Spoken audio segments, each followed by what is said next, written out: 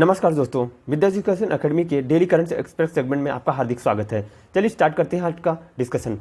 IMF ने जिस देश को 12.57 बिलियन, नवीनतम लगभग 17.86 बिलियन डॉलर के बराबर एसडीआर का आवंटन किया, उस देश का क्या नाम है? भारत। चलिए हम आईएमएफ के बारे में देखते हैं। ये बना कब? 1945 में, 1945 में ये बना। और कहा जाता है आईएमएफ और वर्ल्ड बैंक को, ये ब्रेटन वुड्स सम्मेलन में आईएमएफ और वर्ल्ड बैंक का फॉर्मेशन होता है, ठीक, 1945 में। अगला है एसडीआर।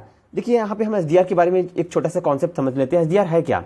एसडीआर जो है आईएमएफ की एक मुद्रा है, और ये आईएमएफ की मुद्रा जो है, इसमें नोट, एसडीआर के सिक्के या नोट का प्रचलन नहीं होता। इसमें आईएमएफ केवल अपने हिसाब किताब के लिए बही खाते के रूप में इसको प्रयोग करता है। इसीलिए इसे लेखा मुद्रा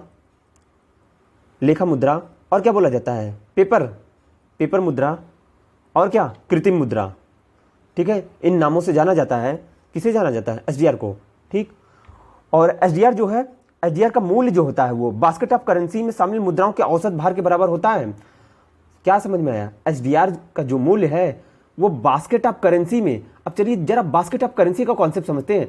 बास्केट ऑफ करेंसी होता क्या है? देखिए बास्केट ऑफ करेंसी, एसडीआर जो है, इसमें 5 मुद्राएं हैं। कौन कौन सी? बास्केट ऑफ करेंसी में उनके औसत मूल्य के बराबर होता है एसडीआर की वैल्यू। ध्यान से समझिएगा। और ये 5 मुद्राएं कौन कौन सी हैं? यूएसए का डॉलर है इसमें, चाइना का रेनबी, ठीक, तीसरा यूरोपियन यूरो, ठीक, चौथा है जापानी येन, और पांचवा कौन सा है? पांचवा ब्रिटिश पाउंड स्टर्लिंग है। तो इनका जो औसत होता है वो एसडीआर की वैल्यू के बराबर होता है। इन्हीं बास्केट ऑफ करेंसी में ये 5 मुद्राएं आती हैं। तो यहां से हम एसडीआर का कॉन्सेप्ट समझ गए। और एक चीज और, आईएमएफ जो होता है अपने सदस्य देशों को एसडीआर का जो आवंटन करता है, जैसे भारत का जो आवंटन हुआ है वो उनके द्वारा रखे गए रिजर्व कोष के आधार पर किया जाता है। ये ध्यान दीजिएगा, भारत ने जितना रिजर्व कोष रखा होगा उसके आधार पर एसडीआर का जो होता है आवंटन होता है, ठीक है। तो हम यहाँ पे कौन कौन से कॉन्सेप्ट समझे? हमने एसडीआर समझा। और क्या बास्केट ऑफ करेंसी क्या होती है? उसमें कितनी मुद्राएं रखी गई हैं? 5 प्रकार की मुद्राएं रखी गई हैं उसमें, और उनके एवरेज औसत निकाला जाता है।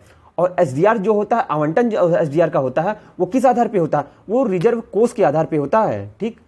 इतना कॉन्सेप्ट हमने समझ लिया यहाँ पे। चलिए चलते हैं अगले फैक्ट पे। हाल ही में जिस राज्य सरकार ने उमगोड नदी पर प्रस्तावित उमगोड जल विद्युत परियोजना को निष्पादित करनी है तो निजी विद्युत उत्पादकों के साथ एक समझौते को रद्द कर दिया, उसका क्या नाम है? मेघालय।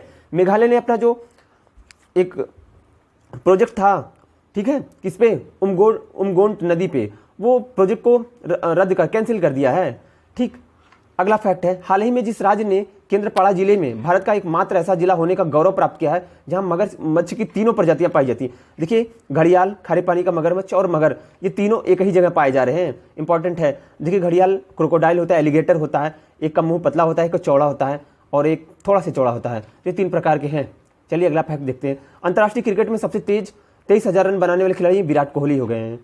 ये पता रहना चाहिए आपको। हाल ही में जिस राज्य सरकार ने ओबीसी वर्ग को सरकारी भर्तियों और परीक्षाओं में 27% का रिजर्वेशन दे दिया, उसका नाम मध्य प्रदेश है, ठीक है। वह भारतीय जिसने टोक्यो और पैरालंपिक की हाई जंप प्रतिस्पर्धा में सिल्वर मेडल जीता है, उनका नाम है प्रवीण कुमार। अगला फैक्ट है, वह फुटबॉलर जिसने 111 गोल के साथ सर्वाधिक अंतर्राष्ट्रीय गोल दागने का विश्व के पहले खिलाड़ी बनने का गौरव प्राप्त किया है, उनका नाम है, ये देखिए, ये साहब को आप पहचानते भी हो, ये कौन है? रोनाल्डो। कहाँ के हैं? ब्राजील के, ठीक है, फेमस फुटबॉलर हैं। प्रधानमंत्री ने श्रील भक्ति वेदांत स्वामी प्रभुपाद जी की 125वीं जयंती के अवसर पर एक विशेष स्मारक सिक्का जारी किया है। जरा इनके बारे में हम जानते हैं। ये हैं कौन सर? देखिए जो इन साहब का नाम है, इनके बचपन का नाम क्या है? अभय चरण डे है। और ये आपने सुना होगा क्या? इस्कॉन, ठीक। इस्कॉन जो है, जिसे आम तौर पर इस्कॉन को क्या कहा जाता है? हरे कृष्ण मूवमेंट, ठीक है, हरे कृष्ण मूवमेंट।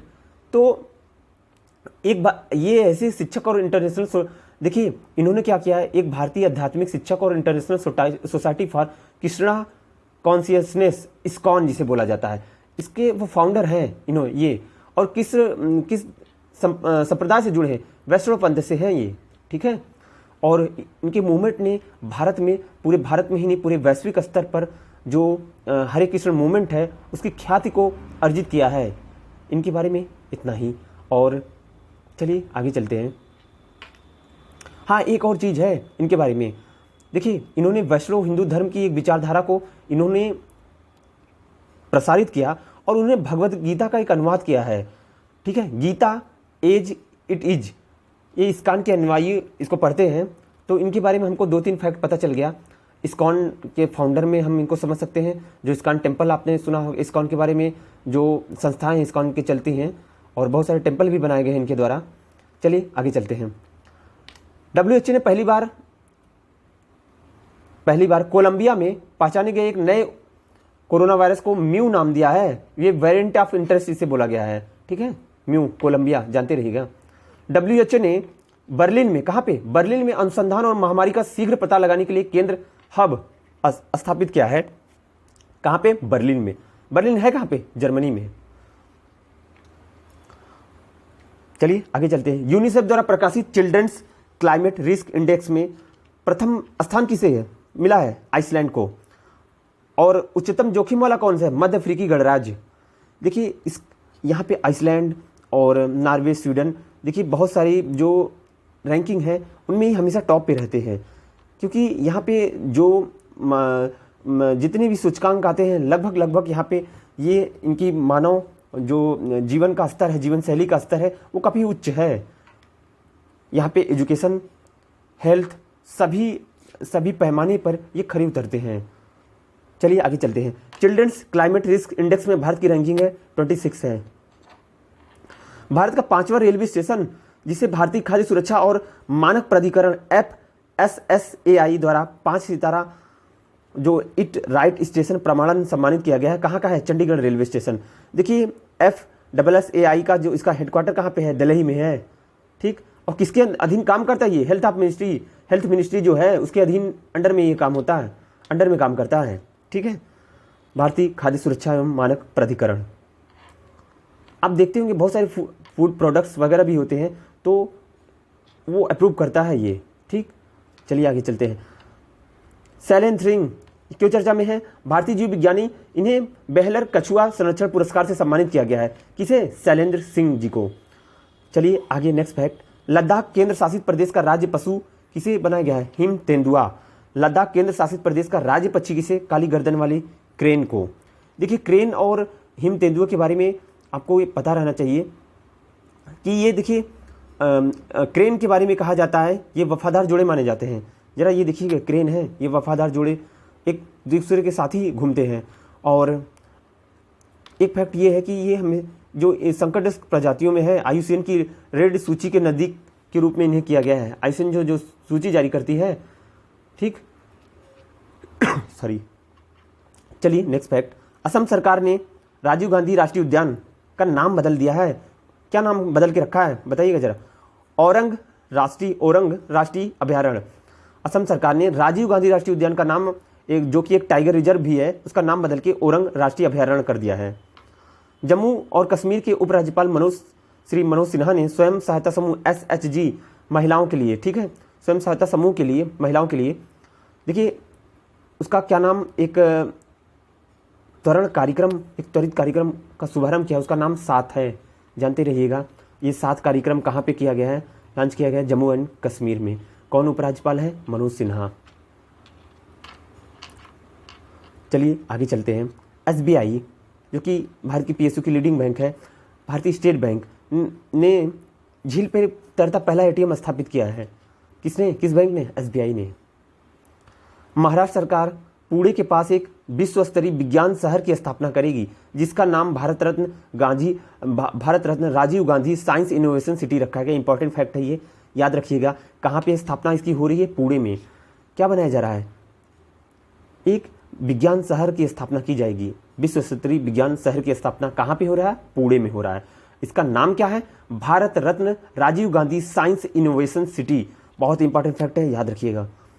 संयुक्त राष्ट्र खाद्य एवं कृषि संगठन FAO ने